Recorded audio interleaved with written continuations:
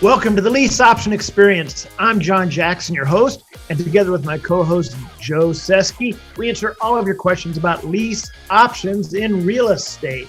We answer questions about sandwich lease options, straight lease option assignments, also known as wholesaling lease options, which is exactly what we specialize in and what I've specialized in since 2003, having done well over 700 lease option transactions. If you have questions about lease options, this is the podcast you want to be listening to. I know there's a lot of podcasts out there about real estate investing, but this is the only podcast devoted specifically to the niche of lease options. We answer all of your questions and guide you through actual real transactions, both of our own, our students, and our listeners. So what do you say? Let's get started with the next episode of the Lease Option Experience.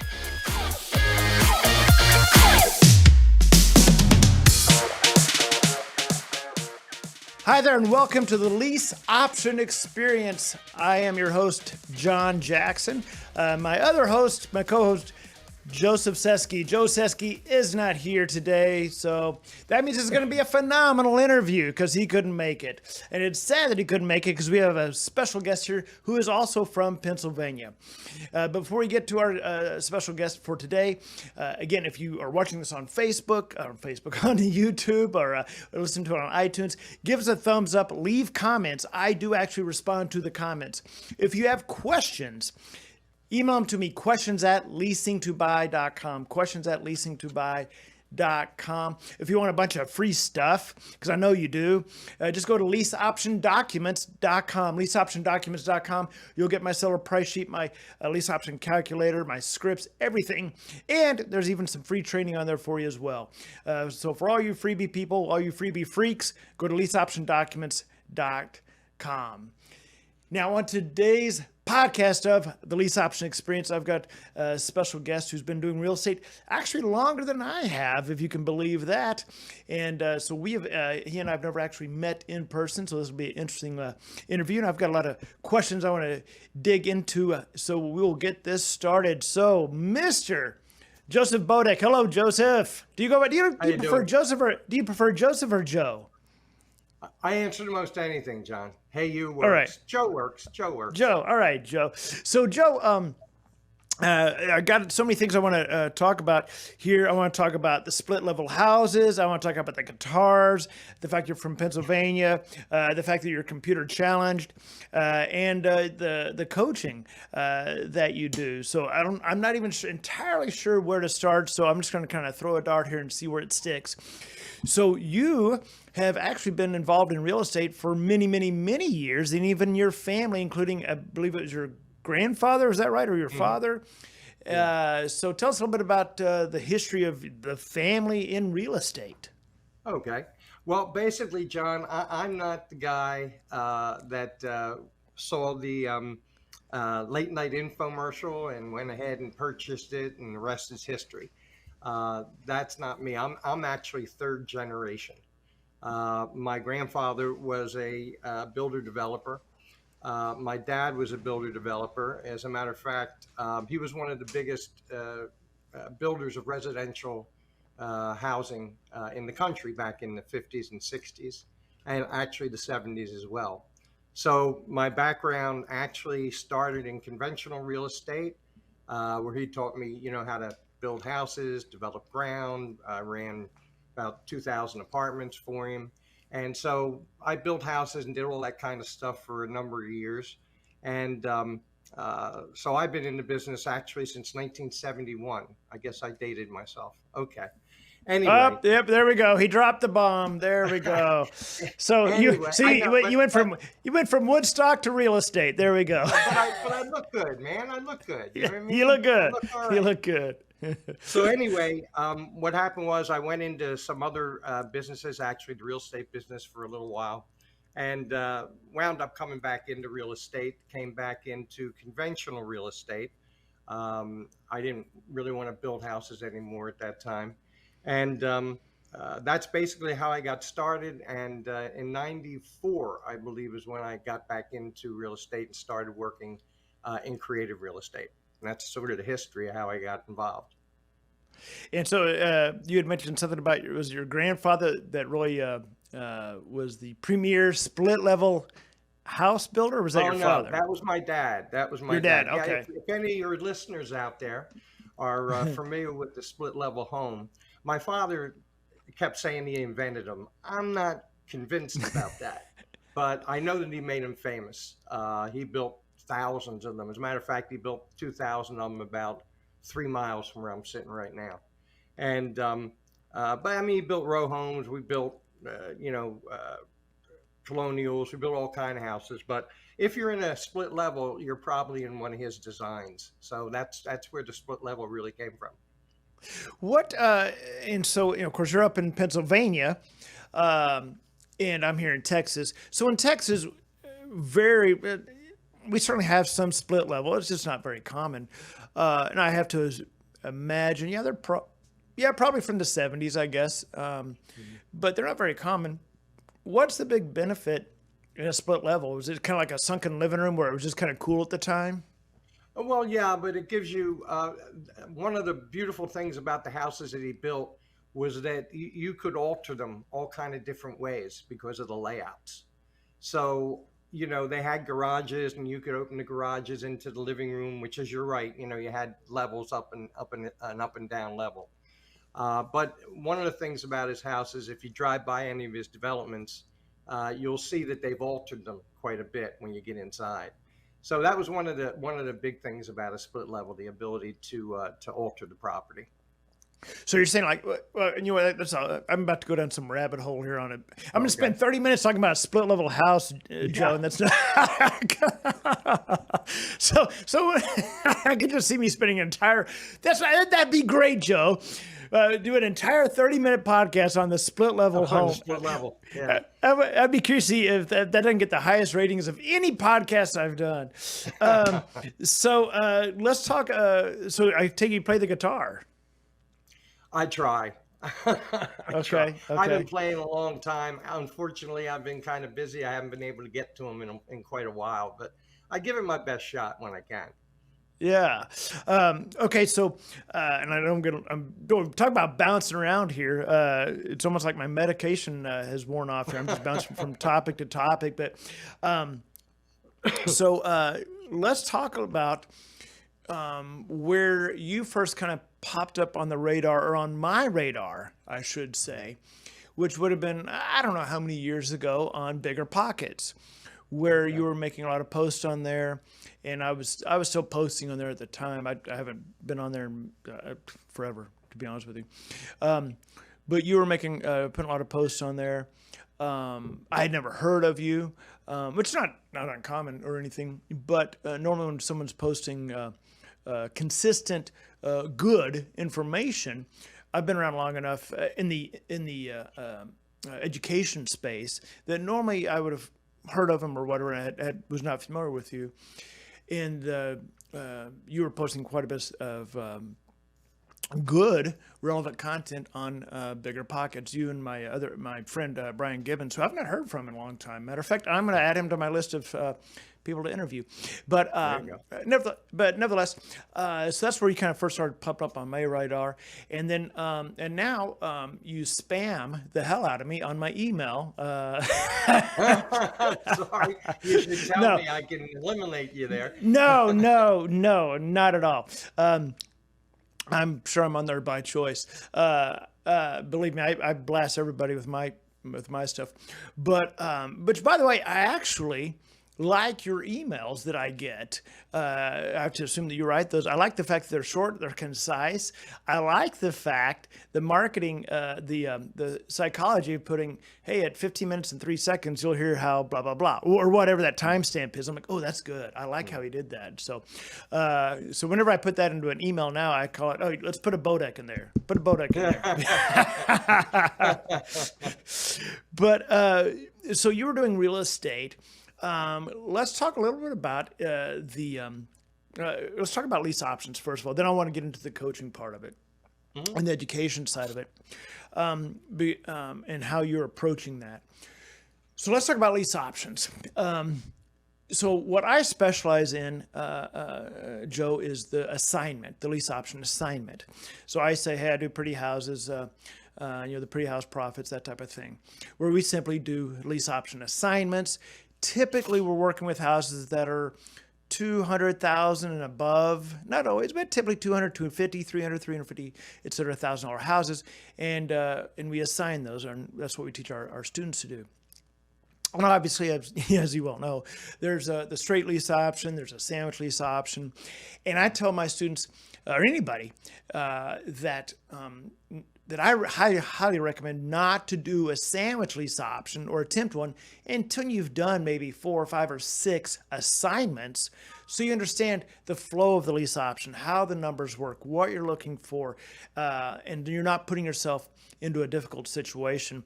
I say that as an investor, something you never want to do in real estate is become the desperate seller. And you can do that in a subject to or a sandwich lease option if you don't understand the nuances and know what you're doing. So sticking with lease options for a moment, I know we're taking a big veer away from the split level house. That's a whole, I cannot wait to get back on that some other podcast. When it comes to lease options, is there which specific lease option do you prefer? Which one do you do more of? So talk to us a little bit about which lease option do you really like? Which strategy do you like?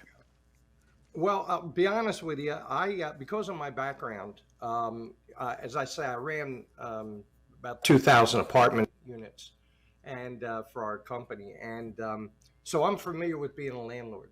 So sandwich lease options didn't scare me.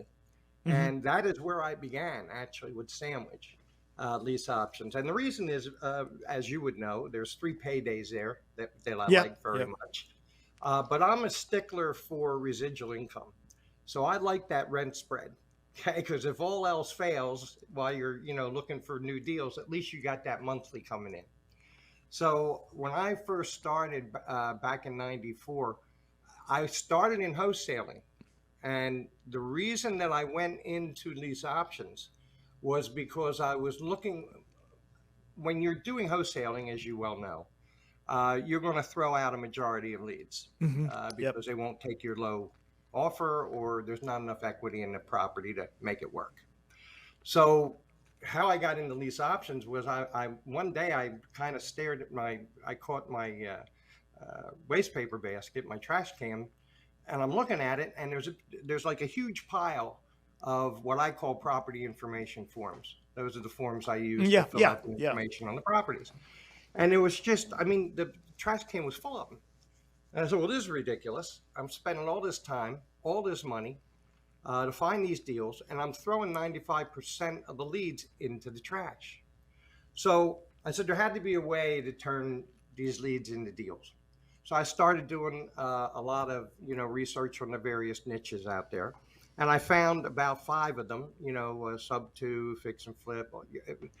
You're familiar with, these different niches out there that would all work. But what I found was that lease options worked very well because, as you know, you don't need a lot of equity in the property or any in order to make the deal work. And you don't have to lowball people with offers. Yeah. So you could give them pretty much what they wanted, and you didn't have to worry about the equity problem. So what I found was that normally for me, John, it took about 25 leads, somewhere in there, to get a deal. Yeah. And I was doing 2, 3 a month, and you can imagine what I'm throwing in the trash. So what I found was that I could turn at least 1, if not more, and usually more, of those dead leads that I've been throwing away into a lease option deal, either a sandwich or a wholesale, depending upon, how far it was and what the numbers were and that type of thing. And at any rate, when you do the math, it's pretty simple. If I was averaging 1 at normally around 10,000, somewhere between 5 and 10,000 option consideration back then. And if you're doing just one of these dead leads a month, well, if you do the math, it's somewhere between $60,000 and $120,000 a year that I was able to put in my bank account rather than throwing in the trash. And that's how I got involved with lease options. I did it to save the leads that I was throwing away from wholesaling. Yep. And my choice was, and I agree with you with regard to getting involved with the sandwich lease options right up front, because if you're not a good landlord or don't want to be a landlord, it's going to be a problem for you. So you're correct. I agree with you. You know, your host, I call them wholesale lease options. Okay. They're probably a better place to start in that it's a clean deal. You're in and out. You don't have to be a landlord. But as far as which one I like better, I like sandwich better because I like those three. I like the upfront money. I love the rent spread, and the back end money ain't bad either. So because of my background, I didn't have a fear of being a landlord. I'll put it to you that way. Now, and you'll be honored to know that I think you're the first interviewee where I've been taking notes and on questions and topics I want to ask here. So, I am honored. I'm going to take a step back here. So, on the sandwich lease option, which, by the way, for anybody watching and listening, the sandwich lease option, again, is where you're sandwiched between the buyer and the seller. You stay in the middle. It's known as the cash now, cash flow, cash later. That's the sandwich lease option. I want to go into a little bit on marketing. There's marketing for sellers and marketing for buyers. When I had a student one time that she really wanted to just she was a very well-versed investor, and she wanted to do specifically sandwich lease options. And I said, well, I teach that all day long. But what I found, Joe, is as I was thinking about it, kind of laying it out on the sandwich lease options, I said, you know what? I really don't have a very specific avatar of seller to market for a sandwich lease option. So I can tell you that avatar of a wholesale lease option, of a lease option assignment all day long. Here's here's a level of desperation, here's how this works. But for a sandwich lease option, you're really looking for a seller. I explain the levels of desperation to my students, and you've got for sub owner, for rent owner, MLS, for lease. Then down here below, you've got wholesale, subject to short sale. Anyway, I say that the sandwich lease option seller, that avatar, is really kind of between the homeowner that's became between an accidental landlord, someone that couldn't sell, and a wholesale deal. Right? They're not going to take 70 cents or 60 cents of the dollar. They don't want to deed their house over, so there goes the subject to. So there's that kind of a narrow avatar for that seller that I see. Do you have a methodology or what do you describe as the avatar for a seller that will consider a sandwich lease option? Well, I'll tell you, my approach is fairly simple because, as we know, the main reason that people will do a lease option in any form is debt relief. They need to get out from under. They bought another house. They can't get rid of the old one. They're paying 2 mortgages. They just got divorced. They got to get out of town. You know all the stories. Yeah.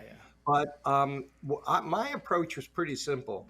What I did was I looked for my marketing revolved around pretty houses in nice areas, 100,000 and up. I didn't really have a top number. It was $1 million house. I didn't care. They just take a lot longer to do, but you can do them. So obviously you want to stay around the median because that's where most of the action happens. So wherever it is that you're marketing to, the median's the best place. But what I did was, I would find people that needed debt relief that had, because in what we do, we're looking for two things. We're looking for people that want to sell their house and people that have a problem that we can solve, because we're not realtors.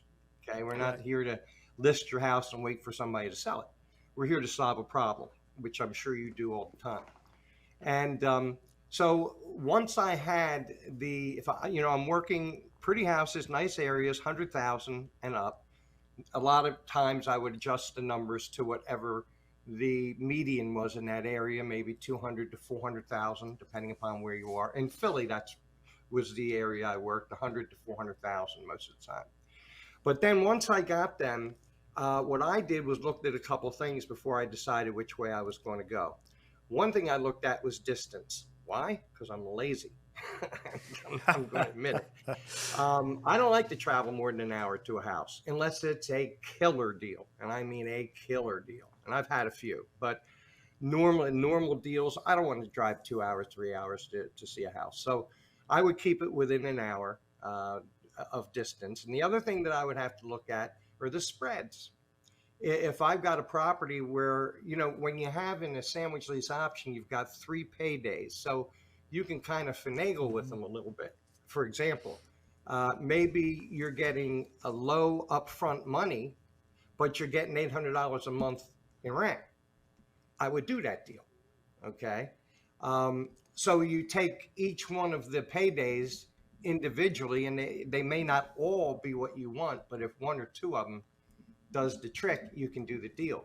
So I would look at, first thing I'd look at would be the spreads, in particular, the rent spread. That would be my first one. If that looks good, I'm going to do a sandwich lease option. So if it's not, I'm a pretty simple-minded guy. If it's not too far, the rent spread is good, I'm going to do it as a sandwich. I'm going to pause. I'm going to pause you Sure. for just a second, Joe. Mm-hmm. As we, I want to take a step back here, Mm-hmm. because what you're talking about, for everyone watching or listening, what Joe's talking about right now is Joe's planning and plotting the exit strategy. But what's he going to do with this property? I want to take a step back, Joe, Okay. and talk about that conversation with the seller. Because so you send out, let's say you did and we'll get into the marketing here in just a little bit, but you send out a text or you do a call or whatever. Walk us through, because before you plan your exit or whatever, you've got to know what is going on in the seller's life. What is their situation, right? And what I say, Joe, is I teach my students, hey, be the doctor. Right? You're talking to the seller. You're hearing what ails them. Where does it hurt? This and that. When are you moving? Oh, you already moved. Oh, is the house empty? Oh, wow. Blah, blah, that thing. And then you end up writing a prescription. You hand them a prescription, and they can take it or not. It's not your job as the doctor to make them take it. So with that kind of how I do that, I want to go back with this conversation that you'll have with the seller where maybe you've called him, or maybe you got something in the mail or a text. And now walk us through that conversation where from out of the gate to the point where you're like, you know what? I think a SLO is the opportunity here. What does that conversation sound like? What does that look like? Well, I make it pretty easy. One of the things about me, I've seen every script there is that was ever written since 1971 by various coaches and so forth. And I'll be totally honest with you. To me, they're all worthless. They're most of them are you're basically lying to the person that you're talking to. You're trying to manipulate them and move them into an area where you can, do a slam dunk and all that stuff. And that's fine. If people want to use that approach, I have no problem with it. With me, it was pretty easy. In my property information form, the first question after getting their name and address and all that is, why are you selling the house? Seems like a pretty nice place. I'm curious, how come you're selling it? Then I just shut up. Yep. If they're motivated, they're going to throw up all over me. Okay. Now I know I've got a motivated. So I go, my wife hates me. My kids despise me. I crashed my car up today. I lost my job and my dog died. When you hear that kind of stuff, you've got a motivated seller. At that point, it's pretty much, how can I help you? I know you got a problem. Yes. So all I really do, I wish I could give you some fancy dancy, marvelous thing. No, not at all. But, I found all of the scripts out there that I ever was turned on to. Really, you're pretty much lying to them through most of the scripts. Yeah. What I prefer to do is just say, hey, how come you're selling? Tell me your problem. That's what I want to know. I don't care how you ask it. Doesn't matter. However you want to ask it. That's what you're trying to find out. Once you know that problem, you know what you're motivated. You got a motivated seller. Once you know you have a motivated seller, you now have control of what's going on. And Yeah. So I'm sorry. that's how I do it. So as you're having that conversation, hey, beautiful, it looks like a beautiful house. Why are you selling? As they start listing these things and telling you their problems, Right. then you're kind of building this. You're seeing the story lay out in front of you, and now you can say, okay, well let's dive into this a little bit. So you've already moved out. You've moved out of the state. The house is vacant. It's been sitting vacant for a few months. Well, let's talk about this now. Do you have now you can start asking financial questions as appropriate, like, well, is there I assume you have a mortgage on it. Let's see how we can help put this together here. How much are your payments? Okay, I see. Now, how much do you owe in the house? And so now you're starting to get a little bit of financial information, so you can start kind of to plan what is your exit going to be with this property. What's the prescription you're going to write for this property? So again, going back to what kind of started this tangent, if you will, is really there is no specific methodology to market to sellers that are going to be prime necessarily for a sandwich lease option, because you really don't know that until you get them on the phone and say, oh, okay, I see what. Now you could always try to narrow it down a little bit and say, well, okay, well, I'm going to target, as an example, absentee low equity owners, or something like that. Okay, well, now they've got a little more pain point, but there's really no specific avatar to market purposes wise. I mean, for the sandwich lease option. Well, wait a minute. I want to stop you for a second, John. Yeah. Because there's two areas that I teach my students and where I go after, if that's what you're talking about. Where to market, is that what you're talking about? We're about to, not yet. Oh, Not okay. yet. I'll wait until you get there. Okay. Yeah. So I'm got on my notes here. You're taking up 3 sticky notes, so you'll be getting an invoice from. I feel honored. So, 3 of them. Wow. So let's talk about, as we segue into marketing. Well, first of all, what you said on the scripts, I want to state that I agree with you.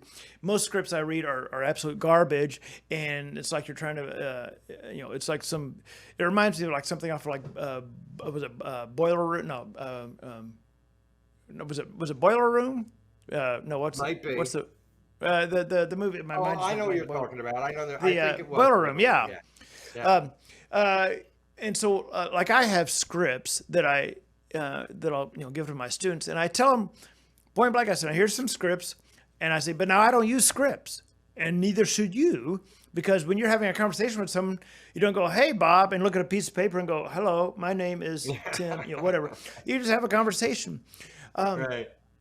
I said, but if you're being the doctor doesn't walk into the room where you're sitting on that little table and pull a piece of paper and go, hello, my name is Dr. fill in blank.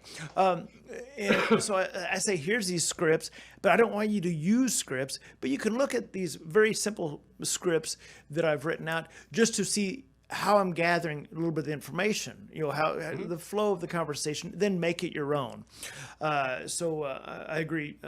So many scripts are manipulative or make the people, they're just out and out lying. Hey, my wife and I are looking for a house in your area. Right. Blah, blah, and, all that garbage. So now let's talk about marketing.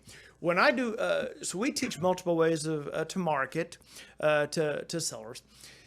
But we also teach that I can give you 20 ways to market to sellers, but if you try all 20, you're going to suck at all of them. So only focus on 2, maybe 3, and that is your firepower. The marketing that I do is direct mail, but it's a very specific direct mail, so it doesn't cost a lot of money, or it's not thousands of pieces by any means. So it's a very specific, laser-focused direct mail. Other students we have will do scraping and texting and that type of thing. But as far as the marketing that you do and that you teach, what are 1 or 2 of the ways that you really try to focus in on for marketing to sellers? Well, obviously, you brought up, you have the internet, so you can do the scraping of, all the classified sites out there like Zillow and Craigslist and all that. And that's fairly common. But the 2 that I think are the best personally. One's free, one's costs you money.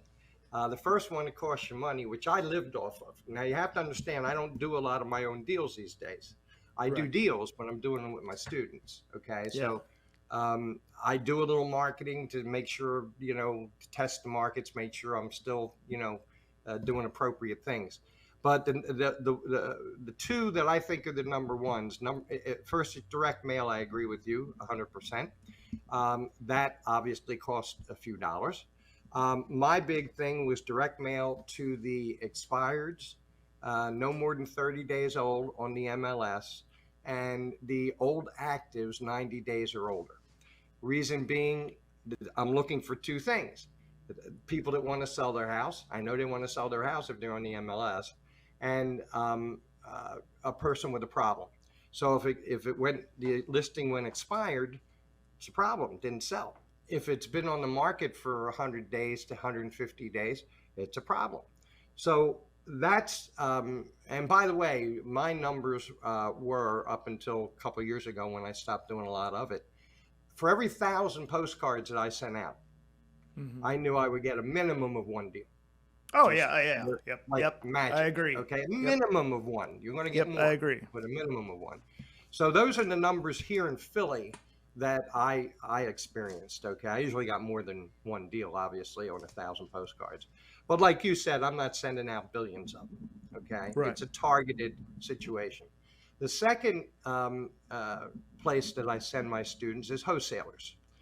Okay. Wholesalers, as we all know, throw out a ton of leads. Well, hello, Mr. Wholesaler, how are you? I've wholesaled a lot of houses just like you. You throwing out a lot of leads? Yeah. Would you like to turn them leads into cash? Yeah. And you're off to the races. Okay. Yep. Wholesalers, although they're looking for, low-end junkers, they get a ton of pretty houses that, in their marketing.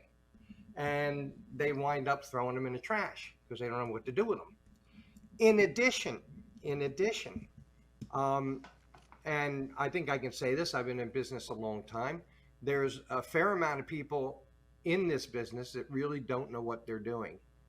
And, they go to the forums and they learn a little of this and a little of that, and now they're dangerous. Okay. And many of those ads that you see on Craigslist and so forth are wholesalers that don't know what they're doing, don't know how to get rid of the house. Okay. Yeah. My partner, Wallace, he works exclusively with wholesalers. He doesn't even bother with anybody else. And he gets fix and flip deals. He gets regular wholesale deals. He gets lease option deals. You name it. He gets the deals from these guys because they get these properties under contract and they don't know what to do with them. Okay. They don't have a cash buyers list. They don't have any money to do anything with. So wholesalers are a bevy, not only for lease options, but for wholesale deals and fix and flip. They get all kinds of leads that they don't know what to do with. So those are the two that I teach. And of course, as you said, you have the internet. Yeah. Wholesalers, I teach, that, hey, offer wholesalers money for their dead leads. As an example, you can pay them $2,000 for every deal you close. And especially a national wholesaler, somebody that's got a spreadsheet or, a CRM full of leads that are in the dead column, right? Expired listings, one of the things we do, or that I do for direct mail anyway, is I look at 30, 60, 90 listings. And I actually target those with a direct mail because I'm not an agent. Right, exactly. And so, so that your listeners know, as long as you're not an agent, there's no law that says you can't send a postcard to somebody selling their house. Exactly. And so I started doing that years ago. Well, when I probably started doing that in 2004, I'm going to guess, maybe in 2003 when I first started, or not when I first started, but as I was, back in 2003, I don't know if we had Craigslist or not. I don't know. There wasn't really a book on how to do marketing to sellers. Back then, I think you had to go to like the newspaper, I think is what you had to do. And then I finally started going to buyowner.com, and I would print off these ads and call these owners, and I didn't know what I was doing. Ended up finding my first 2 deals driving for dollars, literally not even half a mile from my house. And then I was trying to figure out, okay, there's got to be an easier, better way. Who is trying to sell their house, right? Who wants to sell their house? And Joe, it finally dawned on me, and you may want to write this down, everybody who's listening. Here's here's exactly who wants to sell their house. People that are trying to sell their house. There you go. I just There you go. and I was like, bing, the light bulb went off. I was like, I know what I'm going to do.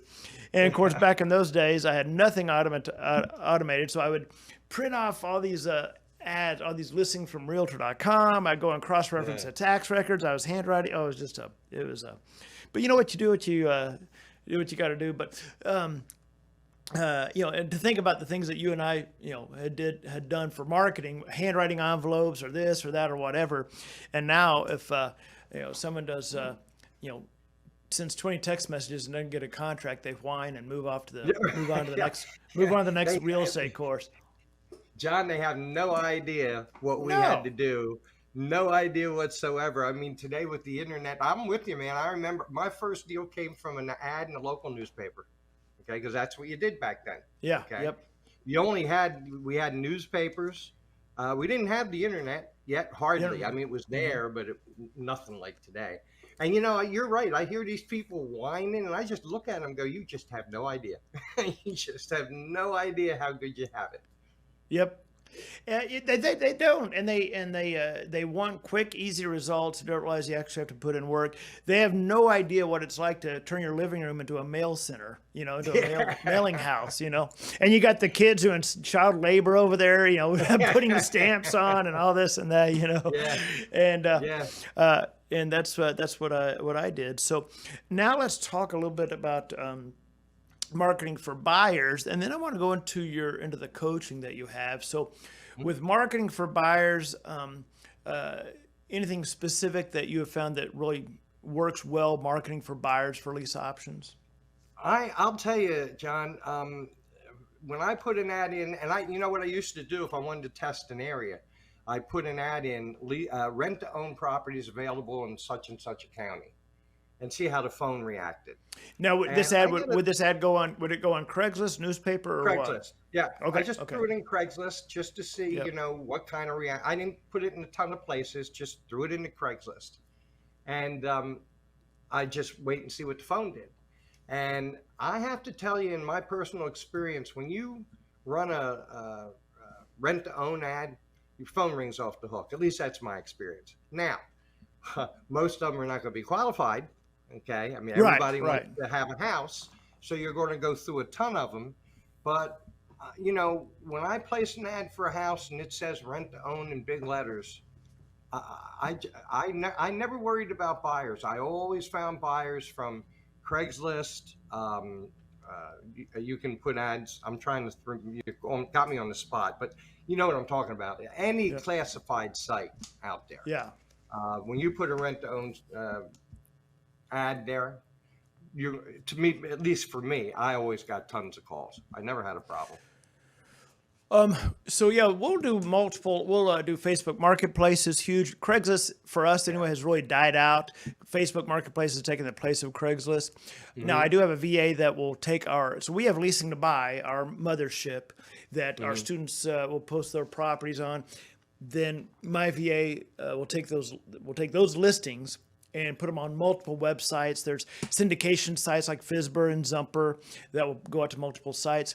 If possible, my students will put them on Zillow. There's some caveats there, obviously. If the house is already listed or if it's already on Zillow, then you can't really do anything about that. But Zillow is a great source of leads. I've actually listed houses on the MLS that were lease option. If the house was over, say, $450,000, $500,000 property, I'll put on the MLS and I'll pay the buyer's agent a full month's payment. Versus, if they're looking to, if they have someone that they were showing to quote unquote lease, they were only going to make half a month's payment anyway, That's if that, right, maybe yeah. 30% of it. So I'll pay them a full month. But MLS is good for houses where the numbers work and it makes sense to do that. Yeah, we didn't really mention realtors. Realtors are a great source. The only thing you have to remember is you need a investor-friendly realtor. I was a realtor in another life in a galaxy far, far away, and so I can say these things, but they're not trained to do what we teach our people to do. Okay, I mean, a lot of times you'll say the word lease option and their eyes roll. They just, it's unethical, it's immoral, it's fattening. I mean, it's just a bad thing because they don't know anything about them. They're not trained for that. Okay. And I used to train realtors, so I know what their training's like. So they're good at what they do, but they don't do what we do. So if you can find a good investor-friendly realtor, they're a gold mine. I mean, they'll find you a lot of properties. So let's not discount realtors as a source. Right. No, absolutely. Absolutely. Now, one of the things, and then I'll move on to the coaching model. Last thing I'll say about marketing for buyers is still to this day, one of the greatest resources that I've found for marketing to buyers is our signs in the yard. We have our leasing. Oh, yeah. So we have a leasing to buy, our leasing to buy logo. It has our name and all that. It's a professional aluminum sign, goes in the yard, and we have our yellow directional signs, which are pre-printed. It says lease purchase with a big arrow, and that still drives a lot of traffic to the houses. So we get a lot of leads from our signs in the yard. Well, I can tell you, John, I sold more houses through signs on lawns than I did from ads. There's no question about it. Yeah. Absolutely. I want to move into the coaching that you do, and then also the way that how you approach it and how you have your students approach real estate. Because in the sense of, first of all, you are you don't claim to be a tech guru. A computer savant, which when you said that as we were hopping on this podcast and you were mentioning that, trying to hop on here, I love that. And what I like about that is that I tell people that you don't, with what I teach anyway, you don't need a bunch of fancy CRMs and a bunch of VAs and skip tracing, all this crap. You literally, all you need is a big chief tablet and a crayon, and boom, you're good to go. That's literally all you need. But nowadays people think they need all this crazy software and this and that. I'm like, what are you doing? Because they just want the latest, greatest thing to make their life easier, and all it does is make it complicated. I love the fact that you're not a computer savant, because that means that you don't teach, all this, high-level techie stuff and using all these tools and gadgets, because that means that you yourself don't use them. So let's talk about that, about the simplicity that I assume you have to bring to the table when you're coaching your students. Are you kind of doing a similar model where I say, look, let's just keep this simple, and here's how you do a deal? Yeah. I'm not going to name the individual. He's a very good coach out there, but very technical. Loves computers, and I'm computer challenged. I'm just going to put it right out there flat. Okay. I can turn, if it wasn't for my brother-in-law, who's an electrical engineer, I wouldn't be able to turn them on. Okay. Yeah. So at any rate, this particular mentor, who I follow because he's a good guy and all that, but very technical. And for example, one of the things that he teaches is hot maps. I still don't know what they are, but I have a sort of an idea. And, you go in and you spend an hour and you get this hot map going, and it tells you in red and green and purple and all, where it's hot and where it's not, and all these different things. And, it takes you a couple hours to do that. It's probably a lot of fun if you like technical stuff. Me, I call a realtor, what's a hot area in your neck of the woods? That takes about 10 minutes. Okay. I know it's old fashioned. I know it isn't super computer, but in 10 minutes, I made a friend with a realtor. I might be able to get some business from him, and he's going to tell me where I should go look for houses. And I can do all that in a nice phone conversation. Okay. So that's me. And I tell my students, look, if you want to get all technical and computerized, I don't have a problem with it. Don't talk to me about it because I'm not going to understand what you're saying. Okay. I'm pretty simple. I'm like you. Marketing to me is, massive action gets you massive results. So as you said, you pick out one, two. A very, very wealthy man once told me you should have 5 marketing methodologies going at the same time. So you said 2 or 3. This guy said 5. Somewhere in there is probably a good place.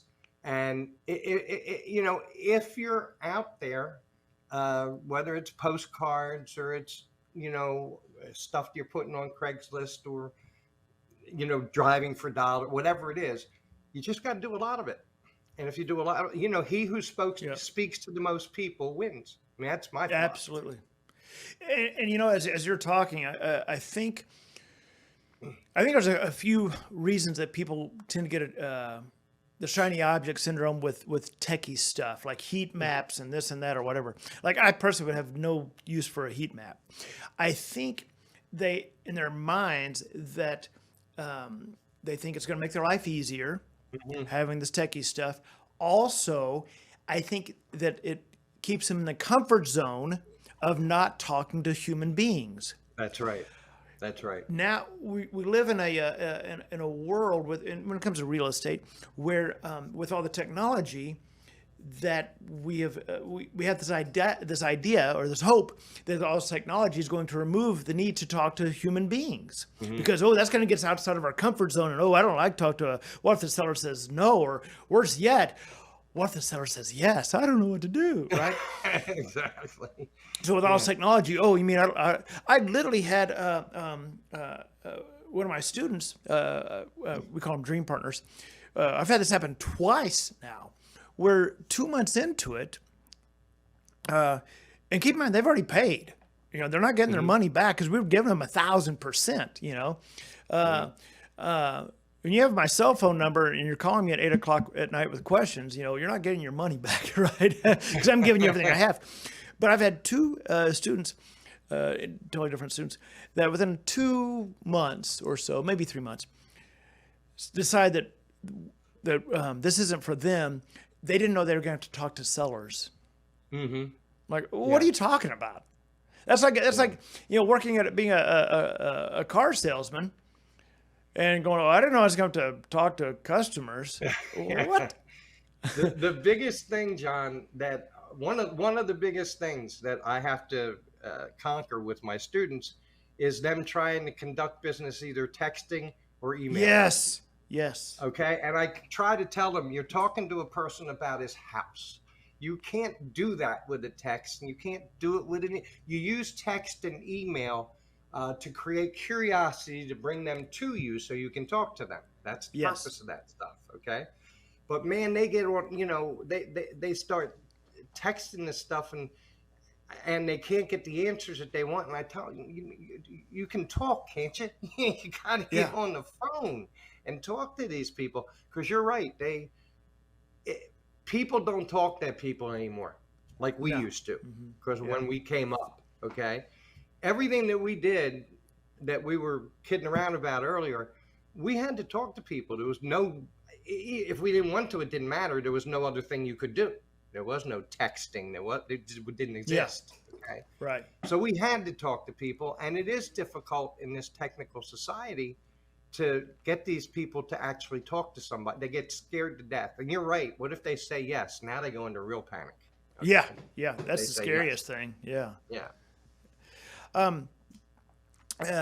So diving into your coaching a little bit, what does your coaching kind of model look like? And I'll tell you what mine looks like, so then you can kind of springboard off that and kind of lay out for everybody what your coaching looks like and your mentorship. So I've been coaching for I don't know, a number of years, and over the years have tweaked and massaged and tweaked, tried this, okay, and we think we really have it dialed in now, where it's phenomenal. But it's taken different methodologies and styles and this and that. Now what we do is we got away from the one-on-one coaching, because we thought one-on-one, that's going to be, that's the biggest bang for the buck and this and that. And what we found is that, after working with a number of students is that one-on-one is not nearly as powerful as group coaching. Bringing people together and how everybody's lifting each other up and this and that.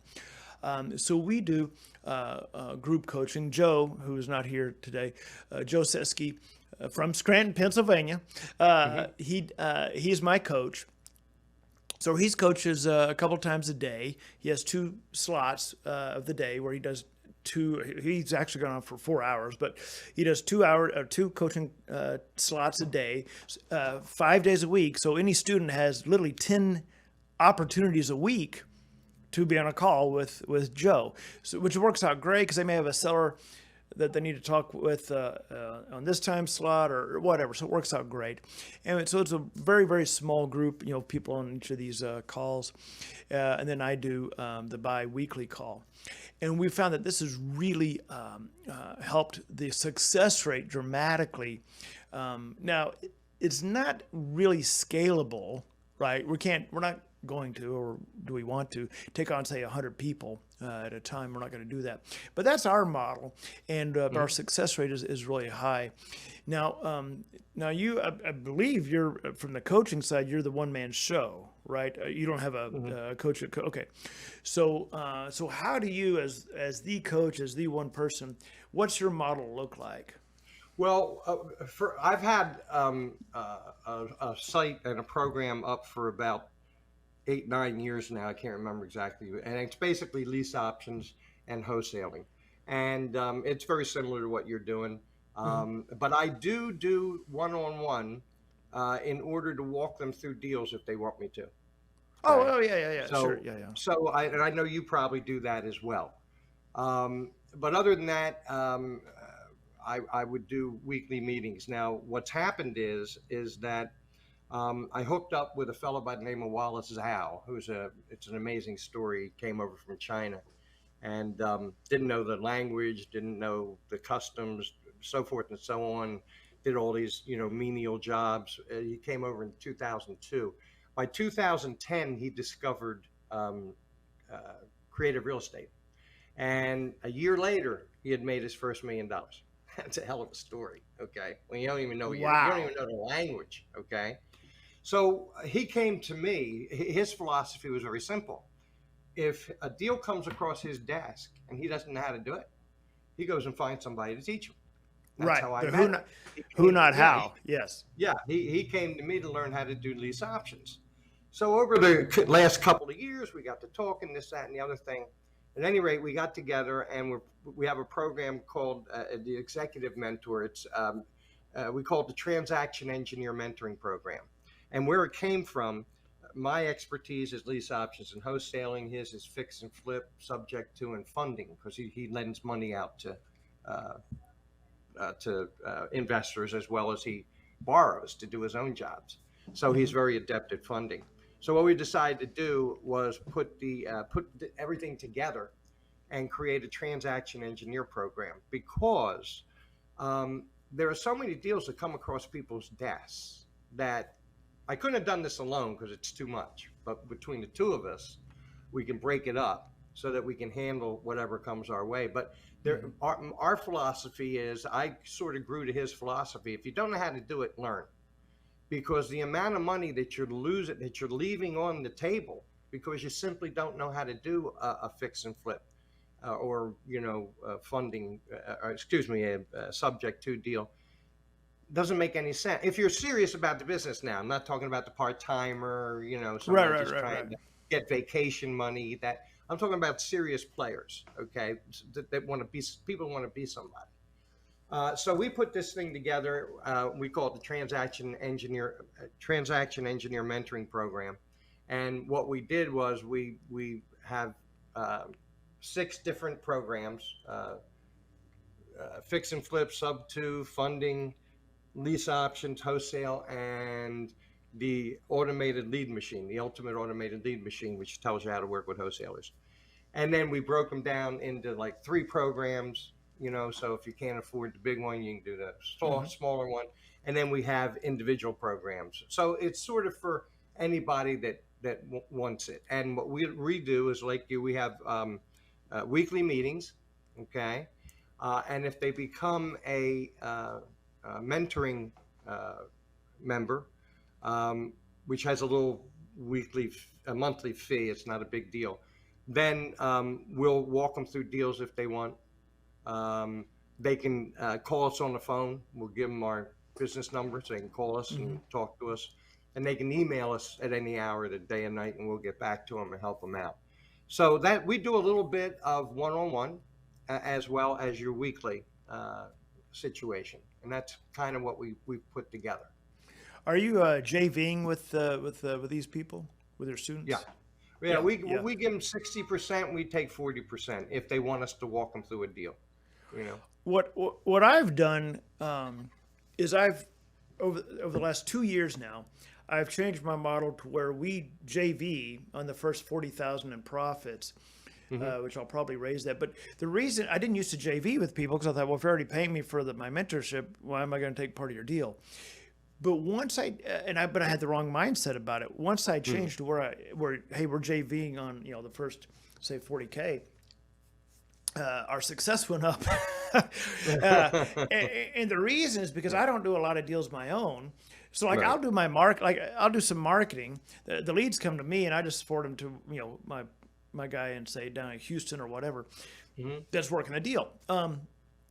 But things changed dramatically when we started JVing with people. The reason is because now of course I've got a carrot at the end of the stick. It's not just, hey, let me show you how to run the race. It's, hey, let me run the race with you, right? And change the psychology of it from the student's perspective and my perspective. So now I fully get the power of JVing with someone. It's not just about the money. It's hey, we're running this together. I'm not just telling you how to run, right? We're both going to cross this finish line. So that's something. You can move them, John, a lot faster because what I do, okay, which is a little over the top. They can't believe I do it, but I do it. I like to move them as quickly as they want to go, okay? So what you want to do is you want to cut their learning curves down as much as you can. So I'll do three-way calls with them. In other words, they'll find that buyer. They'll send me, or seller, excuse me. They'll send me a property information form, which tells me everything about the house. I'll analyze it. If it looks good, I'll have them set up a three-way call, and they'll listen to me talk to the seller. Yeah. And that floors them, okay? Because they can't believe how easy it was. And when you talk about not wanting to talk to people, now they see, oh, yeah, I can talk to this guy. He's not going to reach through the phone and choke me to death, Right. So I'll do a three-way call with them. I'll prepare the agreement so I can cut their learning curve down. It doesn't take me all that much time to do it. I enjoy it. And they get a hell of a lot out of it. And I find that the people that I walk through deals move much faster than the ones that I don't. Oh, there's no doubt about that. There is no doubt about that. And believe me, they don't want me to walk them through every deal because I'm splitting the money. So it's like, let's do one or two, and then I'll be on my own. I said, well, it's fine. I got no problem with that, Yeah. As long as, we do as many as you want, and then you go out and mess it up. But they always stay in touch with me. Know what's going to happen when they get out there, So as we kind of wrap this up here, Joe, and thank you for being on here. By the way, a couple of last things here. One is I'm going to ask, what are one or two books that you would highly recommend people dive into? It could be real estate related. It could be psychology, mindset related, anything. Unfortunately, I'm a Western freak. The last. So Louis L'Amour, you're gonna? Is it Louis L'Amour? I don't read him. I read some other guys, and you're going to ask me the names of the author, and I'm sorry, I don't know because I read so many of them. But I read a lot of Western books. I'm reading one right now about Sundance Kid and brain went dead. Paul Newman and what's his name?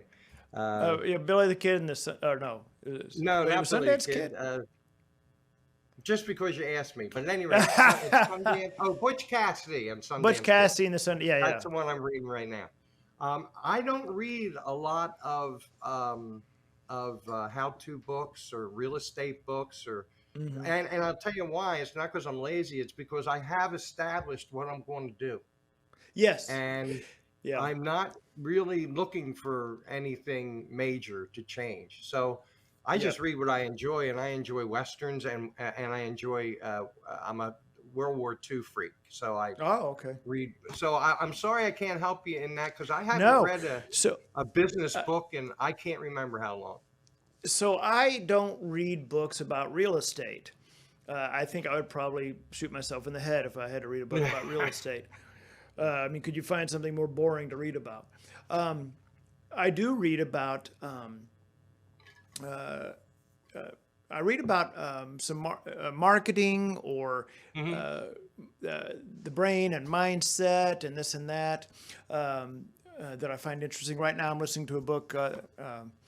Listening to a book on Audible that I've read before, and now I'm listening to it. Now I'm listening to it again regarding marketing.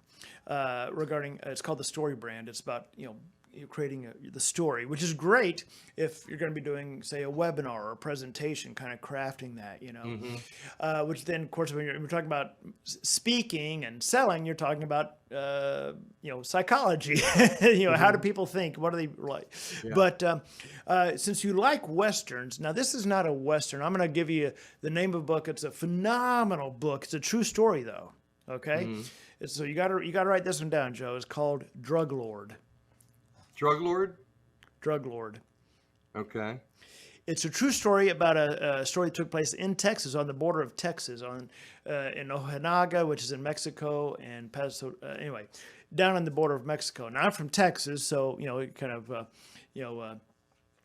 hit. I really enjoyed it because it was talking about places in Texas where I've been to many times. But it's about Pablo Acosta. What most people have never heard of Pablo Acosta. And how he was running marijuana, how he came into power, and then how he made the shift from marijuana to cocaine, and then how the government actually, how when one drug lord, the government's tired of this drug lord, they do away with him, and then the other one pops up that they are supporting, right? So it's a really fascinating story about how the government's behind the drug lords. But Drug Lord is a great book. No Country for Old Men, great book. Not a true story, but great. Far better than the movie. The movie was good, but the book was really good. Yeah. And I got one for you. Again, this took place in Texas. One Ranger. One Ranger? Okay. Oh, you got to get that one. That's a great book by Joaquin Jackson. He was a Texas Ranger back in the day when they actually had to get up on horses and go across pastures and fields and hunt down the bad guys. Okay. I'll definitely read it. Definitely. One Ranger's a phenomenal book. All right, last thing, and then we got to wrap this up here. Where can people find you? What is your call to action, Joe? Where can people find? They can find me at this website, executivementoring1.com. And that's the number one? Number one. Okay. Executivementoring, the number 1.com.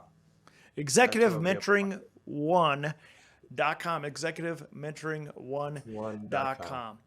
Well, Joe, I do appreciate your time. Thank you for coming on here. And I'm sure at some point maybe we'll cross paths or so. I don't know. You're so lazy you never leave the house, I take it. So maybe I'll never meet you. I'm flying all around the country, so maybe I'll never actually meet. But it's been great to have you here. Thank you so much. Again, it's Executive Mentoring, the number 1, executivementoring1.com. Joe Bodek out of Pennsylvania. Now let me ask you, Joe, are you still doing a lot of posting on interacting on Bigger Pockets, or you still? Yeah. Okay. Yeah. I'm still Bigger Pockets, Connected Investors. I post on all the forums. Yeah. Okay. You're probably going to hate me, but I always tell my students when they come on board with me, I say, okay, now you're working with me, so rule number 1. Don't ever go to Bigger Pockets. I say you're going to go down rabbit holes, and people are going to yell at you, and this and that. So anyway, Joe, thank you again, everybody. It's Executive Mentoring 1, the number 1.com. All right, going to shift cameras here as we exit out here.